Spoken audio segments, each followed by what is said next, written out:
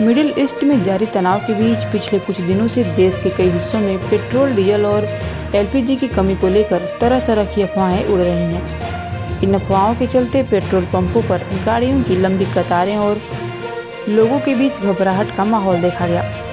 लेकिन क्या वाकई देश में ईंधन का संकट है? इस पर पेट्रोलियम और प्राकृतिक गैस मंत्रालय के संयुक्त सचिव सुजाता शर्मा ने स्थिति साफ करते हुए एक बेहद राहत भरी खबर दी है। सरकार का दावा है कि भारत के पास पर्याप्त स्टॉक है और घबराने की कोई बात नहीं है। सुजाता शर्मा ने स्पष्ट किया कि अंतर्राष्ट्रीय बाजार में कच्चे तेल की कीमतें $70 से बढ़कर $100 के पार पहुंच गई हैं, लेकिन भारत ने इसके लिए पहले से ही पुख्ता तैयारी कर रखी है। सरकार के पास कच्चे तेल का इतना भंडार है कि अगले 2 महीनों तक सप्लाई में कोई बाधा नहीं आएगी। देश की सभी रिफाइनरियां अपनी पूरी क्षमता या उससे भी ज़्यादा पर काम कर रही हैं। सबसे बड़ी बात यह है कि घरेलू एलपीजी उत्पादन में लगभग 40% की बढ़ोतरी दर्ज की गई है। भारत अपनी ज़रूरत का लगभग 90% एलपीजी आयात होर्मुज जलडमरू मध्य के रास्ते करता है, जो फिलहाल तनाव का केंद्र बना हुआ है। इसे देखते हुए सरकार ने अपनी स्ट्रेटेजी बदली है।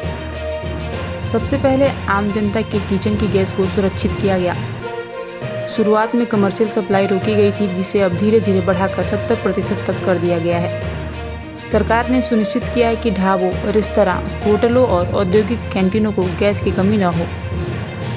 इसके साथ ही सरकार ने संकट के समय में समाज के हर तबके का ध्यान रखा है। मंत्रालय के अनुसार प्रवासी मजदूरों के लिए 30,000 छोटे 5 किलो वाले सिलेंडर बांटे गए हैं। इसके अलावा स्टील, ऑटोमोबाइल, टेक्सटाइल और केमिकल जैसे प्रमुख उद्योगों को प्राथमिकता के आधार पर सप्लाई दी जा रही है, ताकि देश की आर्थिक रफ्तार न थमे। सुजाता शर्मा ने इस बात पर जोर दिया कि जहां भारत के कई पड़ोसी देशों में ईंधन की भारी किल्लत है और वहां कीमतें आसमान छू रही हैं, वहीं भारत में सरकार ने पेट्रोल और डीजलों की कीमतों को बढ़ने नहीं दिया है।